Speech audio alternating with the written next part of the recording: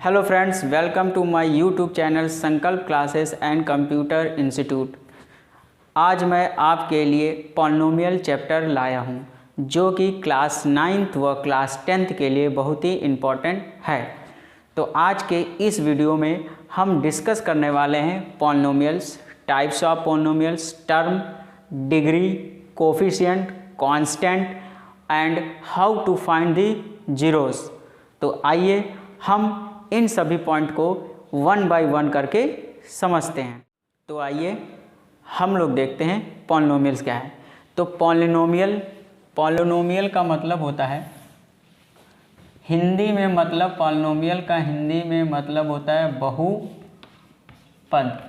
बहुपद का मतलब होता है बहु प्लस पद, जिसमें बहुत से पद हों, ठीक, यानी जिसमें बहुत से वेरिएबल्स होते हैं वो हमारे पॉलिनोमियल के अंतर्गत आते हैं, यानी वो पॉलिनोमियल होते हैं। लेकिन उन वेरिएबल्स की जो पावर होती है वो पॉइंट में नेगेटिव और अपॉन के फॉर्म में ना हो।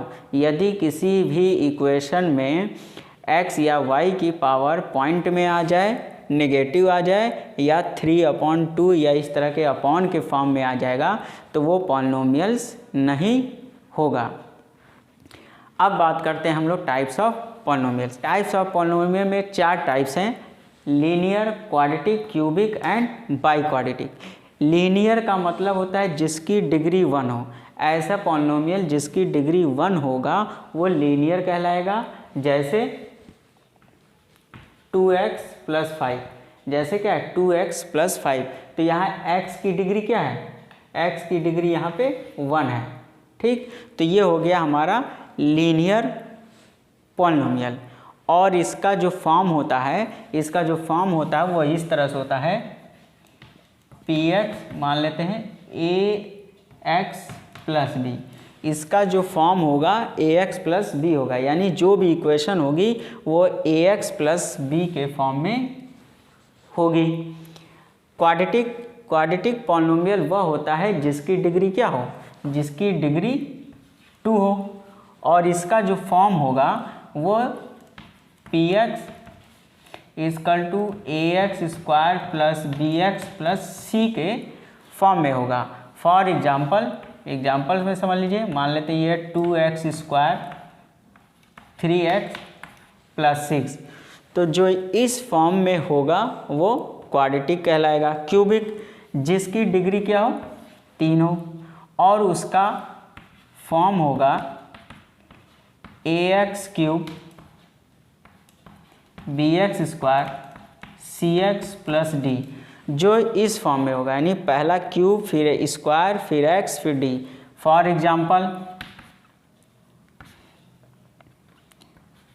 3x³ 4x² - 6x + 7, जो इस फॉर्म में होगा वो क्यूबिक होगा। बाई क्वाड्रेटिक पॉलिनोमियल का मतलब होता है जिसकी डिग्री क्या हो, 4 हो, और इसका फॉर्म क्या होता है, ax4 bx³ cx² dx + e। For example 7x⁴ 2x³ - 7x² + 4x + 5।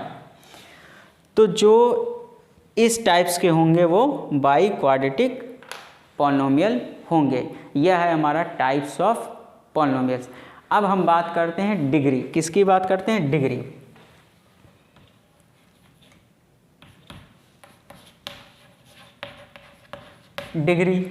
Degree का मतलब होता है किसी भी इक्वेशन में जो मैक्सिमम पावर होती है। यदि किसी क्वेश्चन में पूछता है how to find the degree in the following question, तो उसका मतलब होता है उस पॉलिनोमियल की जो मैक्सिमम पावर होगी वो उसकी डिग्री कहलाएगी। जैसे का मतलब ये हो गया कि डिग्री यहाँ पे हमने क्या बोला था, 1 डिग्री, 2 डिग्री, 3 डिग्री, 4 डिग्री। इस टाइप्स ऑफ पॉलिनोमियल में हमने आपको बताया कि लीनियर की 1 डिग्री है, क्वाड्रेटिक की 2 है, क्यूबिक की 3 है, बाई क्वाड्रेटिक की 4 है। तो इसका मतलब हो गया जो ये इक्वेशन दी गई हैं उसकी मैक्सिमम पावर क्या है 1 है। यहाँ पे x का क्या पावर है, यहाँ पे x की मैक्सिमम पावर क्या है 1 है, तो ये इसकी डिग्री हो गई। यहाँ पे मैक्सिमम पावर क्या है 2 है, तो ये इसकी डिग्री हो गई। इसकी मैक्सिमम पावर क्या है 3 है, तो इसकी डिग्री हो गई। तो कहने का मतलब यह है कि किसी भी पॉलिनोमियल इक्वेशन की जो मैक्सिमम पावर होती है वो डिग्री कहलाती है। और यदि क्वेश्चन में आता है कि how to find the degree in the following questions, तो हम जो उसकी मैक्सिमम पावर होगी वो हम उसकी डिग्री बताएंगे। अब बात करते हैं हम टर्म की। टर्म हमारे कितने हैं, टर्म 3 होते हैं। एक monomial, binomial, trinomials. Monomials, binomials and trinomials, ये होते हैं हमारे टर्म। तो मोनोमियल का मतलब होता है जिसमें एक टर्म होता है। For example x y z या एक्स या 3x, ये क्या हो गए हमारे एक टर्म है, क्योंकि यहाँ पे क्या है केवल एक ही टर्म है। टर्म डिवाइड होते हैं प्लस या माइनस से, तो यहाँ पे कोई भी टर्म प्लस या माइनस से डिवाइड नहीं है, यानी उनके बीच में कोई भी प्लस या माइनस का सिंबल नहीं है। तो ये हो गया हमारा मोनोमियल। बाइनोमियल का मतलब होता है जिसमें दो टर्म होते हैं। जैसे मान लेते इसी क्वेश्चन में यहाँ पे x, ये है y और ये z, तो यहाँ पे अगर हम प्लस कर देंगे तो एक टर्म हो गया ये और एक टर्म हो गया ये, तो यहाँ पे क्या हो गया दो टर्म, तो ये हो गया बाइनोमियल्स। इसी में यहाँ पे हमने 3x लिखा है, तो इसके बीच में अगर हम यह प्लस या माइनस कर देंगे तो ये हो जाएगा हमारा बाइनोमियल। देखिए एक ये हो गया एक ये हो गया, बाइनोमियल्स मतलब दो टर्म। ट्राइनोमियल्स, अब इसी इक्वेशन को हम ले लेते हैं, x है y है z है, तो ट्राइनोमियल्स का मतलब होता है जिसमें तीन टर्म होते हैं। तो मान लेते हैं यहाँ पे हमने प्लस लगा दिया, यहाँ पे माइनस लगा दिया, तो एक टर्म दो टर्म तीन टर्म, तो ये हो गया हमारा ट्राइनोमियल्स। तो मोनोमियल जिसमें एक टर्म होते हैं, बाइनोमियल्स जिसमें दो टर्म होते हैं, ट्राइनोमियल्स जिसमें तीन टर्म होते हैं। इसको एक एग्जांपल ये भी लिख सकते हैं, 7x square minus 4x plus 6, ये भी क्या हो गया एक टर्म दो टर्म तीन टर्म, तो ये हो गया हमारा ट्राइनोमियल। अब बात करते हैं हम लोग कोफिशिएंट। किसकी? कोफिशिएंट। कोफिशिएंट का मतलब होता है x या y के सामने उसके फ्रंट पे जो नंबर्स होते हैं साइन के साथ, वो हमारा कोफिशिएंट कहलाता है। जैसे फॉर एग्जाम्पल में है, ये है 3x square minus 4x plus 5, ये हमारा एग्जाम्पल है। और क्वेश्चन में पूछा है find the coefficient of x square. क्या पूछा है? Find the coefficient of x square. हमें x स्क्वायर का कोफिशिएंट बताना है। तो पूरे इक्वेशन में ध्यान से देख लीजिएगा, कोई भी अगर क्वेश्चन आता है तो पूरे इक्वेशन को ध्यान से देख लीजिएगा। अगर x स्क्वायर का कोफिशिएंट पूछा है, किसका? अगर x स्क्वायर का कोफिशिएंट पूछ रहा है तो इसमें से x स्क्वायर देख लीजिएगा कौन सा है। तो हमें x स्क्वायर कौन सा दिख रहा है? ये x स्क्वायर का है। तो सबसे इजी मेथड होता है, अगर x स्क्वायर का पूछा है तो x स्क्वायर को रिमूव कर दीजिए। क्या कर दीजिए?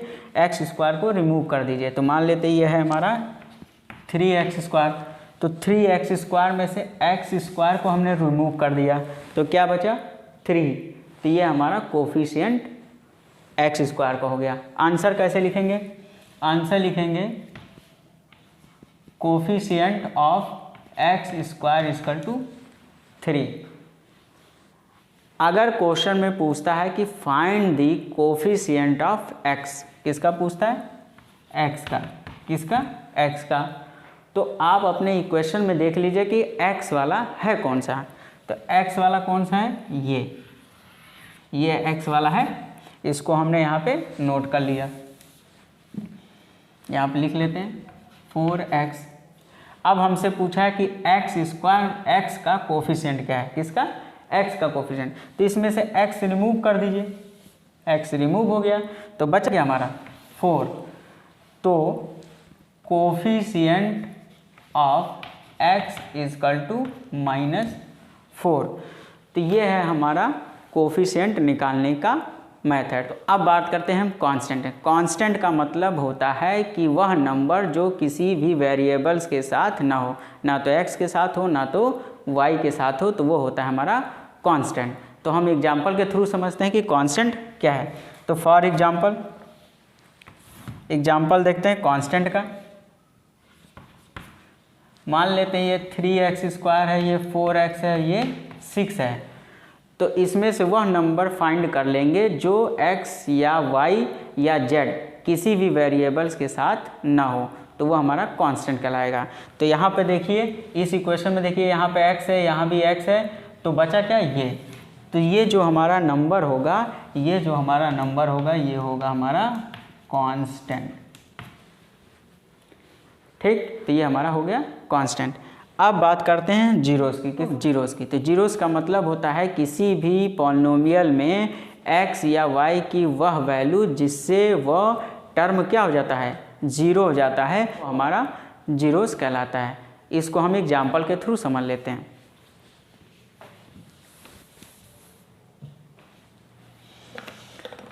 तो जीरोस का एग्जाम्पल, क्वेश्चन हो गया फाइंड दी जीरोस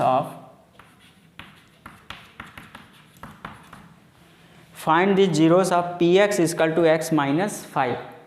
ठीक, तो हमने क्या बताया कि जीरोस वह होता है कि किसी भी पॉलिनोमियल x के फॉर्म हो या तो y के फॉर्म में हो या z के फॉर्म हो, किसी भी वेरिएबल्स के फॉर्म में हो, तो वहाँ पे x हो, y हो, z हो, वहाँ पर वैल्यू उसकी ऐसी रख दें जिससे वो टर्म क्या हो जाए, जीरो हो जाए। तो जैसे यहाँ पे हमने ये क्वेश्चन है, ये हमारा क्वेश्चन है, इसका सलूशन देखते हैं। px x माइनस 5, तो यहाँ पे x की ऐसी कौन सी वैल्यू रख दें कि ये टर्म जीरो हो जाए। तो यहाँ पे देखिए, यहाँ पर 5 माइनस का है, तो अगर हम x की जगह 5 प्लस का रख देते हैं, प्लस का 5 रख दें, इसकी जगह क्या रख दें, प्लस का 5, x की जगह प्लस का 5, तो यहाँ पे लिख देंगे, जहाँ जहाँ x होगा वहाँ प्लस 5 रखेंगे। तो यहाँ पे x है तो यहाँ पे हमने 5 रख दिया, यहाँ पे रखें। तो ये पॉजिटिव है, ये नेगेटिव है, तो 5 में से 5 गया, क्या बच गया, 0। तो ये है हमारा जीरोस। तो आंसर लिखेंगे show the zeros of this polynomial are 5। तो आइए अब हम क्वेश्चन के माध्यम से समझते हैं कि कौन कौन से पॉलिनोमियल है या कौन कौन से पॉलिनोमियल नहीं है। जैसे क्वेश्चन लिखा है which of the following expression are the polynomial, इनमें से बताना है कि इसमें से कौन से पॉलिनोमियल है, कौन से पॉलिनोमियल नहीं है। तो फर्स्ट पॉइंट है 3x³ माइनस 5x प्लस 2, तो क्या यह पॉलिनोमियल है? तो इसका आंसर है यस, यह पॉलिनोमियल है, क्योंकि यहाँ वेरिएबल्स क्या है, x, क्या है, x, और x की मैक्सिमम पावर 3 है, जो कि ना निगेटिव है, ना अपॉन है, ना ही पॉइंट में है। यहाँ पर देखते हैं y² माइनस √2y माइनस √5, तो ये भी हमारा पॉलिनोमियल है, क्योंकि y की जो मैक्सिमम पावर जो है, y की जो मैक्सिमम पावर क्या है, ये 2 है, तो ये भी क्या है, ना निगेटिव है, ना पॉइंट में है, ना ही अपॉन में है, इसलिए ये क्या है, पॉलिनोमियल है।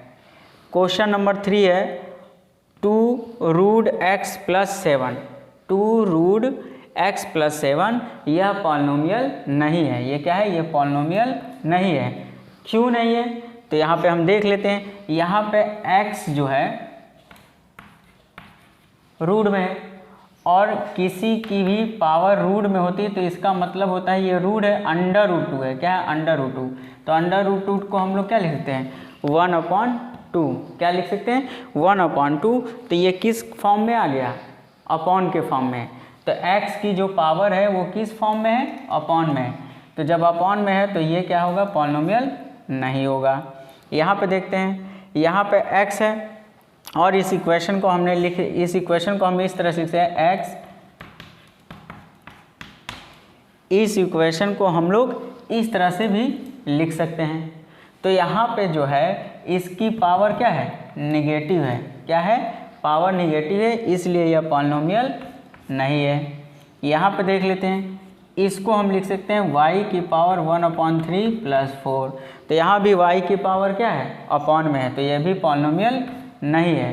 तो कहने का मतलब यदि किसी भी पॉलिनोमियल में x या y की जो मैक्सिमम पावर्स होती हैं वो अपॉन में आ जाए, नेगेटिव आ जाए या पॉइंट में आ जाए तो पॉलिनोमियल नहीं होगा।